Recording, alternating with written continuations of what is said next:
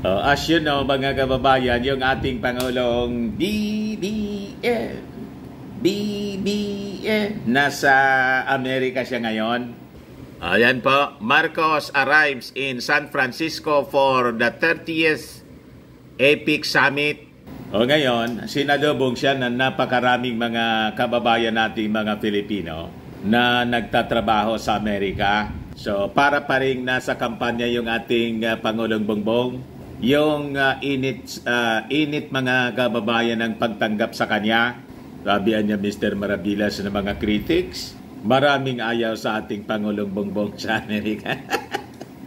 Fake news po. Kahit saan pumunta po yung ating Pangulong Bongbong, pinagkakaguluhan ng ating mga mamamayang Filipino. Yan po, mga kababayan, yung pagdating ng ating Pangulong Bongbong sa Amerika, pati mga reporters doon, yan po, mga kababayan.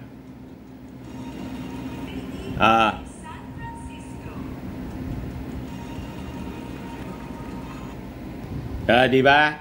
But before ko mga kababayan ibigay sa inyo yung full story ng pagbisita ng ating Pangulong Bongbong sa Estados Unidos, click subscribe muna dito sa ating YouTube channel and hit the notification bell po para lagi kayong updated ng mga makatotohanang balita, hindi po fake news.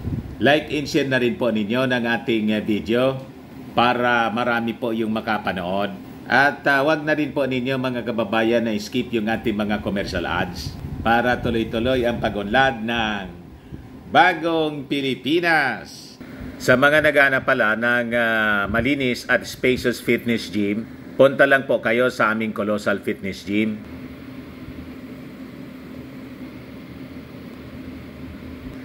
We also offer Grab car rental po with our brand new 2023 model ng Toyota Innova.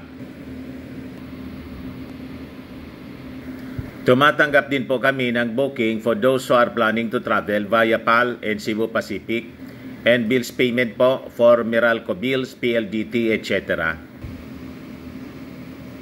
Ang Colossal Fitness Gym po is located at the 3rd floor Security Bank Building, Lanco Business Park, Legazpi City, Albay.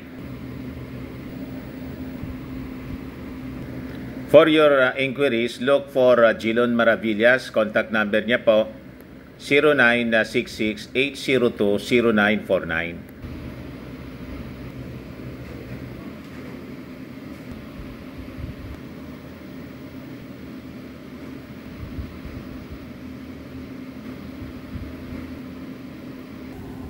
Ayos pa mga kababayan, ayos na niya Mr. Maravillas. So ito na mga kababayan yung pangatlo na pagbisita ng ating Pangulong Bongbong Marcos sa Amerika. So ngayon po, ito po yung APEC Summit. So sabi niya, on the sidelines niya ng APEC Summit, I expect to witness the signing of a number of government-to-government, public-private, and business agreements which have been under negotiation over the past several months, covering priority sector such as nuclear energy. So, magkakaroon na po tayo ng nuclear energy, mga kababayan. Iba ka naman niya Mr. Maravillas, magsisigaw-sigaw na naman yung mga dilawan. Hindi lang po dilawan, dilawang DDS. Dalawa na yung kalaban. Ang kalaban ng bayan, dilawan at dilawang DDS. Ayaw nila sa kaunlaran po. Ayaw nila sa nuklear. Kung noon pang panahon, napahintulutan yung nuclear power plant natin sa Bataan, hindi sana pinabulok ni Coricong, maunlad na sana tayong bansa tulad ng mga karatig bansa natin. Nauna pa tayo sa South Korea, sa Indonesia, sa Malaysia, sa Vietnam sana. Di ba? Naunan tayo. Nalampasan tayo mga kababayan. Buti na lang ngayon yung GDP. Tayo yung number 1 in the region mga kababayan with 5.9% growth. The highest mga kababayan. talo natin yung China, pang-apat lang yung China eh. So, kailangang ituloy-tuloy natin ang kaunlaran, mga kababayan. Kaya, walang tigil yung ating Pangulong Bongbong Marcos sa kanyang pagtatrabaho. Ikot siya ng ikot, mga kababayan, looking for opportunities. Kaya ngayon, balik siya ngayon sa Amerika for the APEC Summit. So, kasama yung artificial intelligence to support weather forecasting anya, health sciences, lalo na po sa cancer research, sabi dyan, diagnosis, treatment and prevention, pharmaceutical, manufacturing, and satellite connectivity. Yon, mga kababayan, yung sadya ng ating Pangulong Bongbong Marcos. Yung iba sasabihin, pagwaldas na naman anya ng taxes ng bayan. At pagpapasarap lang niya ng ating Pangulo, 10 ng kanyang pamilya at kanyang pinsan. Laging kasama po si pinsan, si House Speaker Martin Romualdez. Pero talaga niya, Mr. Maravilla, si The Little Girl, hindi nakasama. Paano isasama yon na may mga niluluto? Iba yung niluluto, mga kababayan noon. Di ba? May sarili man yon, mga kababayan, na niluluto. Hindi para sa ating bayan, kundi para sa kanyang sarili. So, sabi ng ating Pangulo, as with my previous visits, anya, I expect to meet with American business leaders to further promote trade and investment opportunities here in the Philippines. Our economic team and I will be joined by high-profile business delegation in exploring new and expanding partnership. Yun anya yung aking sadya sa Amerika. Ayan po ang ating Pangulong Bongbong.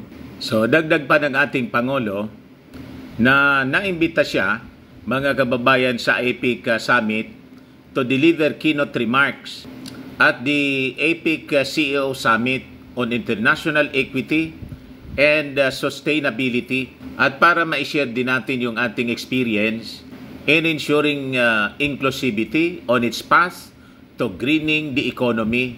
Ngayon, from San Francisco, kung saan mga kababayan siya dumating kagabi, the Chief Executive is scheduled to travel to Los Angeles, California in Honolulu para ma-meet niya man, mga kababayan, yung ating mga OFWs, the Filipino communities sa Hawaii. So sabi ng ating Pangulo, mga kababayan, since the start of my administration, we have not wavered in our promise of not leaving anyone behind and a resilient Philippines where the fruits of our hard work are equitably shared by all.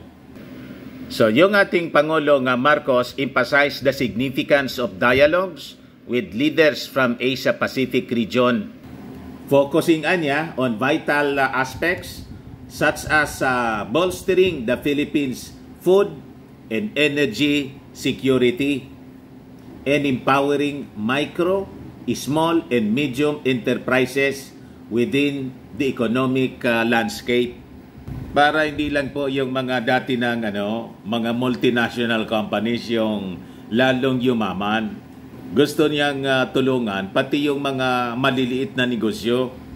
So yan, mga kababayan, yung ating Pangulong Bongbong. Dahil mamaya talaga natin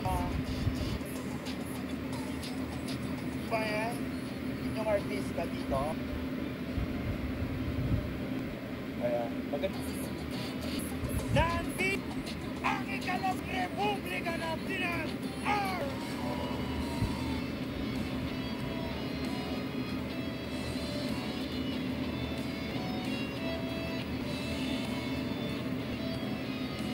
Yan po.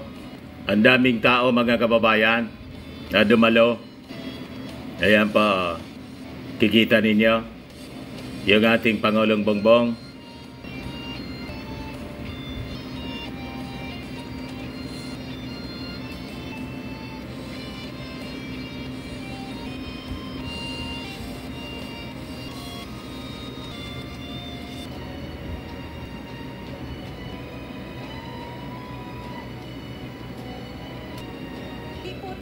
sabay-sabay nagkakaisiti ang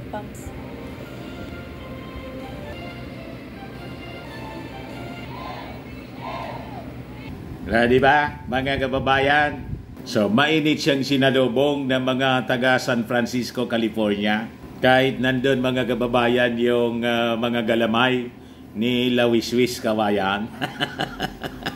Di ba? Na sponsor ni Santa Mama. Pero makikita ninyo yung mainit na pagsalubong sa ating Pangulong Bongbong Marcos ng Filipino community doon sa Amerika. Ayan man lang po mga kababayan yung ating short video ngayon.